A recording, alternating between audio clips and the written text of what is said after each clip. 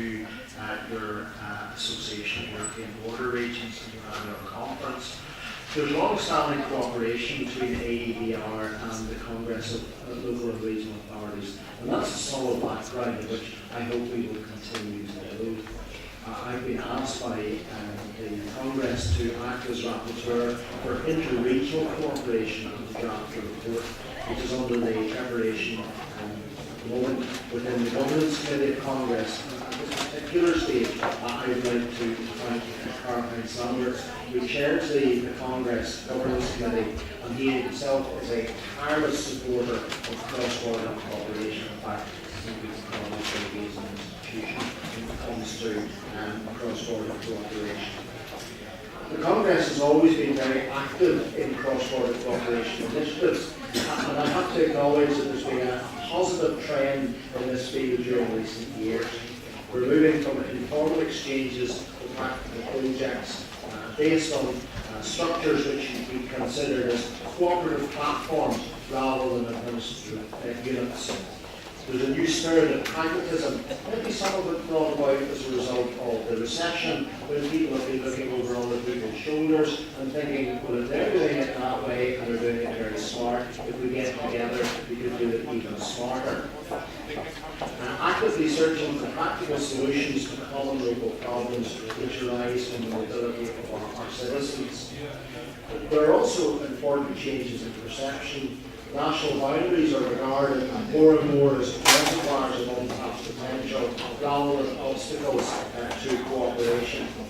Essentially, we're talking about, and I think you've heard it on the panel already, people to people, and that's a very important factor. Whether it's small and medium-sized enterprise to small and medium-sized enterprise, local authority to local authority, whatever, these are the important points of interregional cross-border cooperation.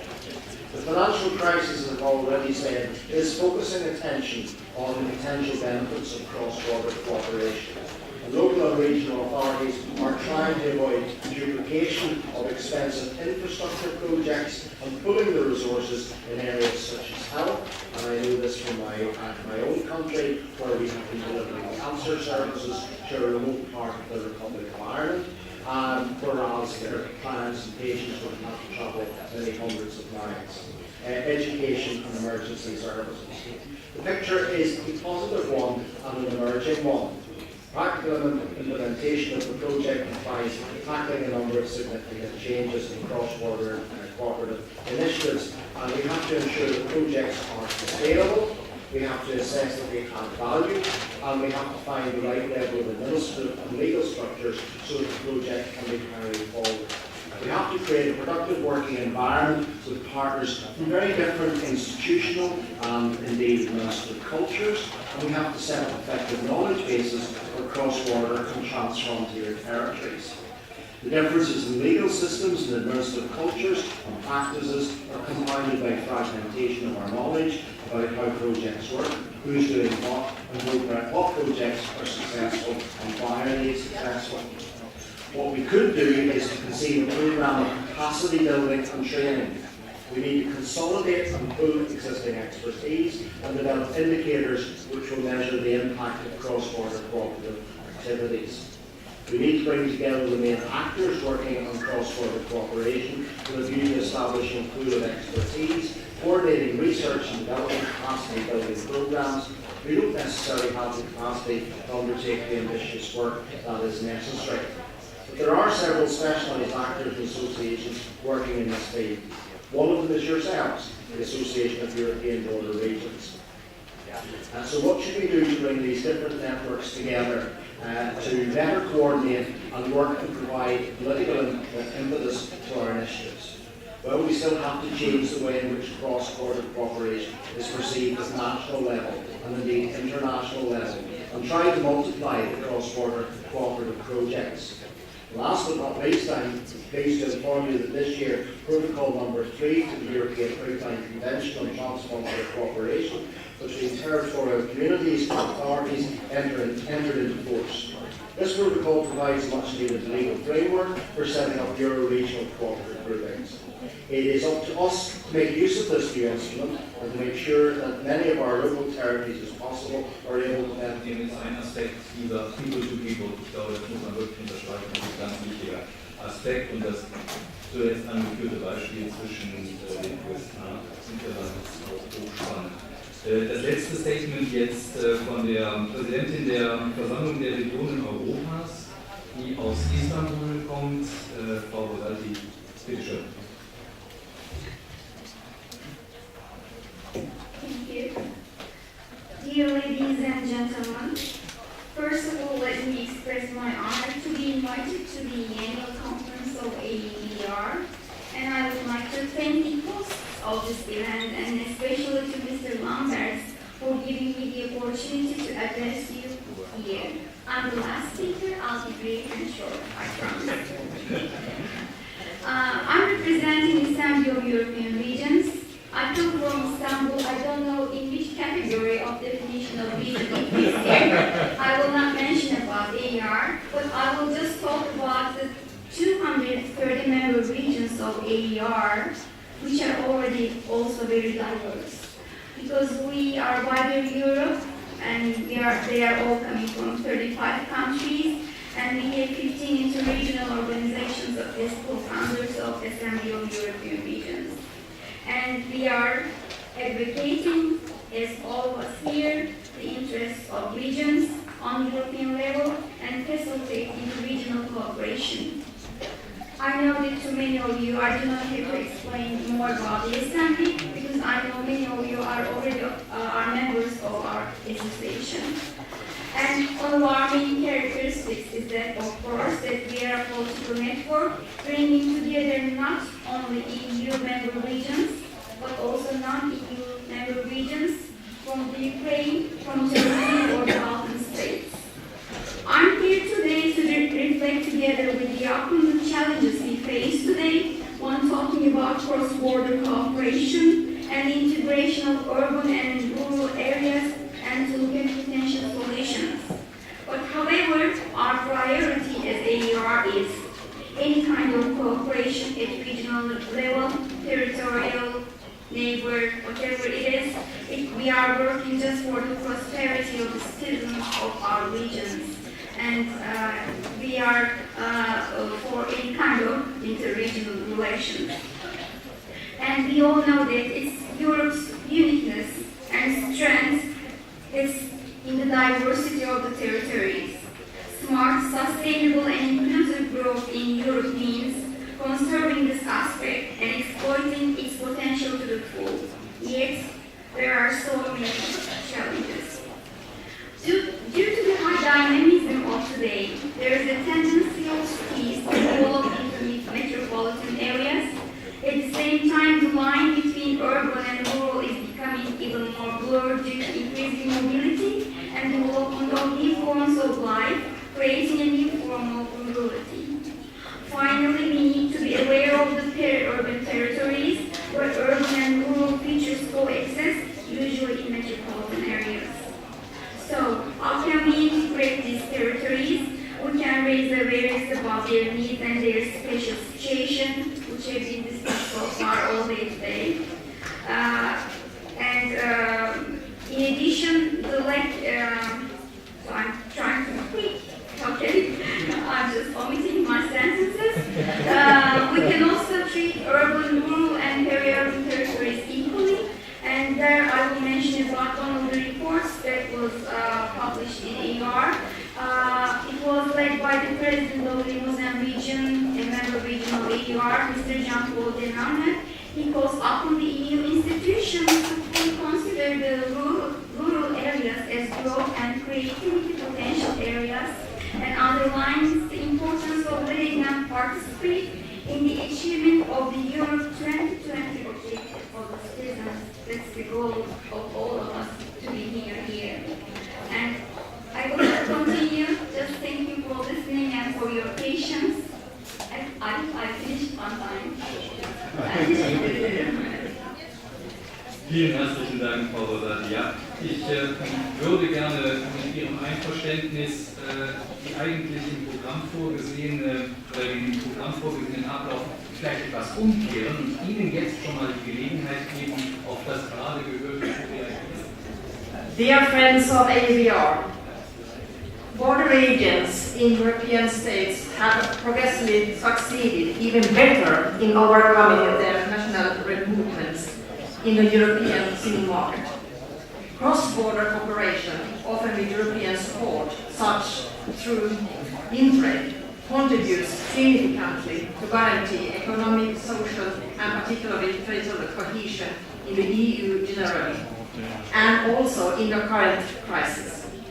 Local and regional authorities, economic actors, and many social groups in European border regions play an important role as to strengthen cross-border integration of citizens and rural areas on both sides of the border.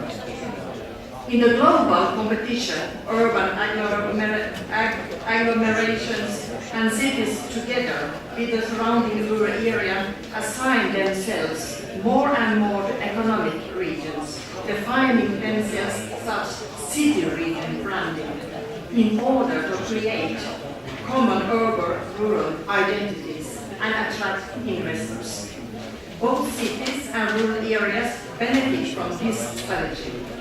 This applies to cross-border urban and rural integrated areas.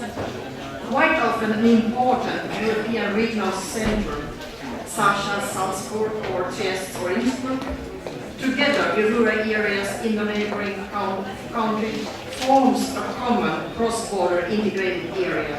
In some cases, a European cross-border politics for integrated areas can help to cope with current challenges in European border regions, such as aging population, youth unemployment, migration, or weak innovation, which cannot be adequately addressed by isolated national measures at either side of the border. AEBR stresses that still the full potential in 2020 objectives and to promote their development.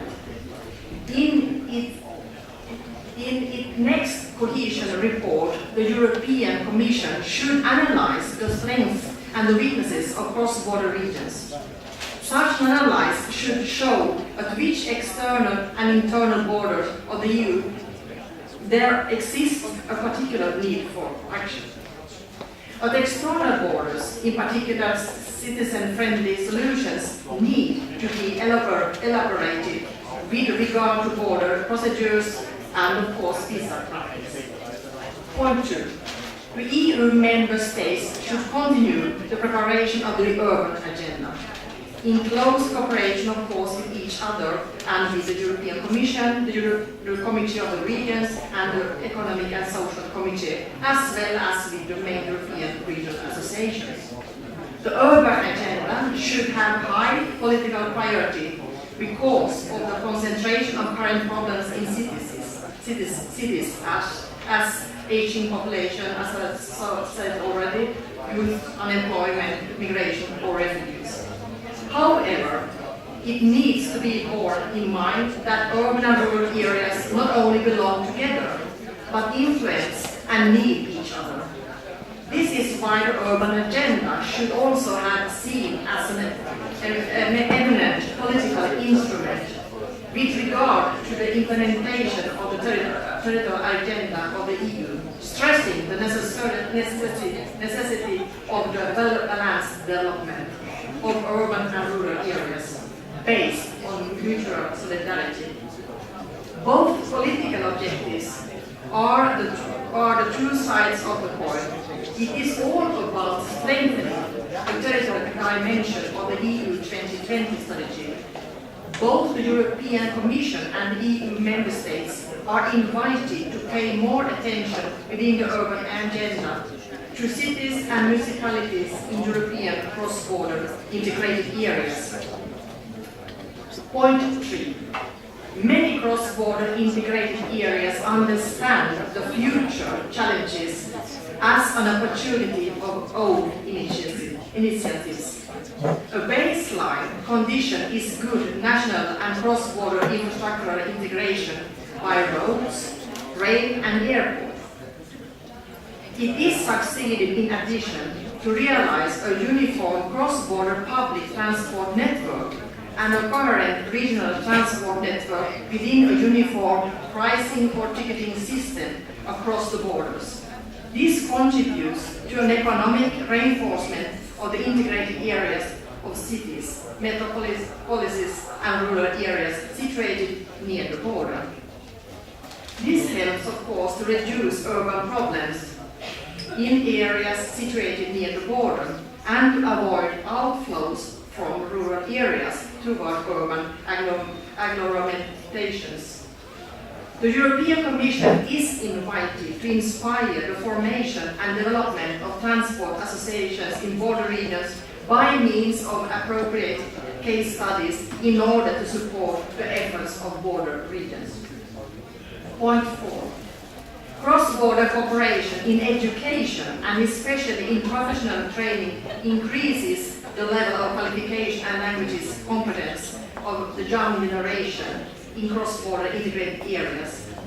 In future, this will be an important positive location factor for border regions that increases further the mobility across borders, something that is currently often hindered by lack of language competence. All schools and professional training providers are invited to reinforce bilingual education in cross-border integrated areas. In this sense, the relevant national and regional authorities, as well as the trade association, should show an even stronger commitment in border regions. Point 5. In future, in cross-border integrated areas, direct cross-border cooperation in the fields of healthcare and between universities and higher education institutions will become more and more important, in particular in the fields of innovation, research and development. As examples from the different parts of Europe, as small specialization shows this is in a good deal. Very glad if he, as the chairman of the conference, also as the president of the Central European Border Regions, AEBR, would present this final declaration to the European institutions, governments of member states of European Union, and of course also chambers of economy. We are so grateful and thankful for your hospitality. Thank you.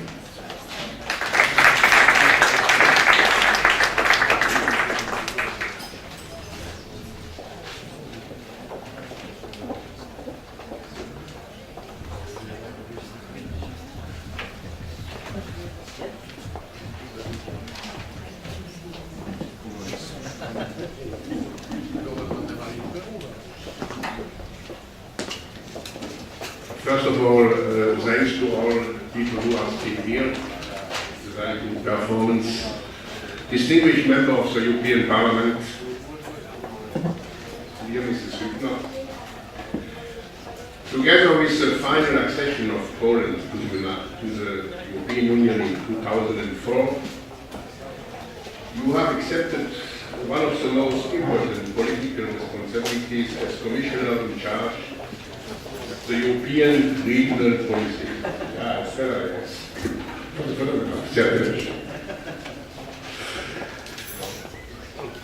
This happened at a moment when important choices for the future needed to be made. The new regulations for cohesion and regional policy were put on the agenda. Furthermore, there was this completely new regulation on the European legal instrument EGTC.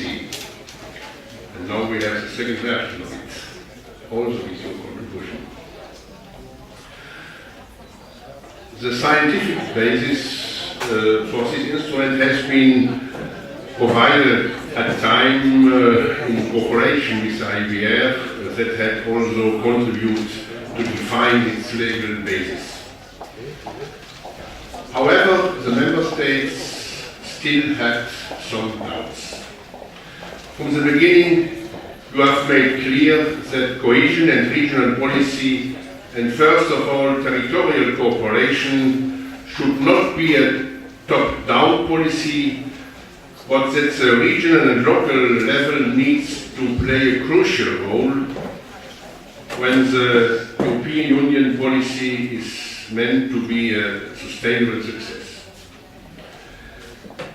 This became particularly clear when there were signs of a controversy in the European Commission regarding the future of these politics and their financial means. With your initiative with regard to the Barca report, you have succeeded right in time in leading the technical and political discussion along the right road. For your country, Poland, the term border has a special historical importance. In the period of Poland's accession to the European Union, the country was marked by old external borders, new internal borders, and new external borders. Right from the beginning, you listened to the concerns of the AEBR as umbrella organization of all European border regions. Dear Mrs. Hübner, you have obtained important merits in the field of cross-border cooperation.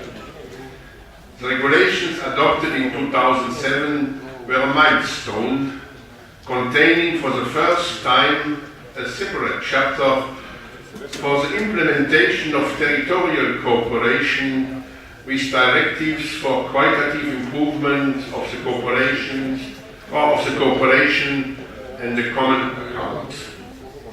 The EGTC regulations create for the first time an uniform legal basis for territorial cooperation in the whole Union and carries your signature. Since 2009, you chair the Committee for Regional Development of the European Parliament. In this office again, you have accomplished crucial tasks in favor of cross-border cooperation. Thanks to the work done by this committee and your support, there will be a regulation for territorial cooperation in future. The ECGTC regulations will be very much improved and allows better cooperation also at external borders.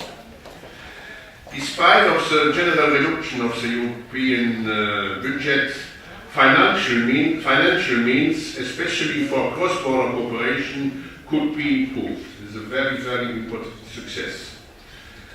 The role of regional and local authorities with regard to the process of elaboration of operational programs could be strengthened thanks to your support as well. The AEBR is greatly obliged to you, and we would like to express our gratitude by bestowing you the personal award, Sale of Papenburg, that has not been bestowed often in the past, only 2 times, as Martin said.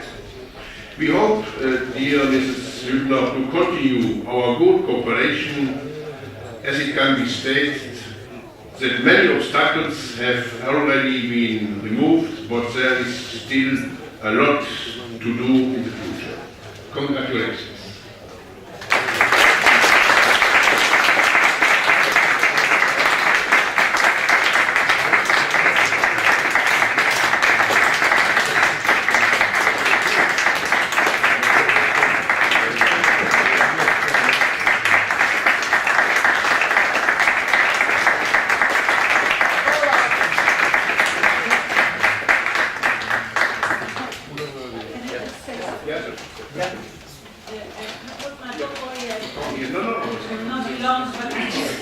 I just wanted to say that as usual, I was working with excellent people, and I think also with all the organizations, associations that are active, regional associations, city associations in Europe, that allowed me to understand also how important the policy is and how important the cooperation is. So I think part of this sale, beautiful sale, just probably also belongs to a lot of other people. But I'd like to add one more thing, one more information, because one of my obsessions was aiming at having a separate, fully fledged regulation for the European territorial cooperation, and it was in Liége during the Belgian presidency 3 years ago when I said it loudly that we want to see this time around the new territorial cooperation and independent, separate regulation. And then I worked with the European Commission on this idea, and then we just got it. So I think that we are really there. On EGTC, we managed this time, I hope, with Joachim Zeller, who was the rapporteur, we managed to get, I think, a better EGTC now. So where we completely failed was to get more money for the European territorial cooperation, where we're aiming at the Parliament at having more than double of what we finally have. But maybe if you didn't want double, maybe it could be even less, I would think. So it's good that we have this, also the funding and the cooperation. And this award comes today, and today in the morning, as I was mentioning before, I had the final vote in the Regi on the last chunk missing, most difficult part, financial part of the general regulation. So it's done at the committee level, and I hope we will vote positively in the Parliament at the end of November in Strasbourg in the plenary session, and we will have a policy framework entering into effect as of 2nd of January. So there will be no limitation, no delay because of the European Parliament, which is also important. So once again, thank you very much. And as you said, a lot.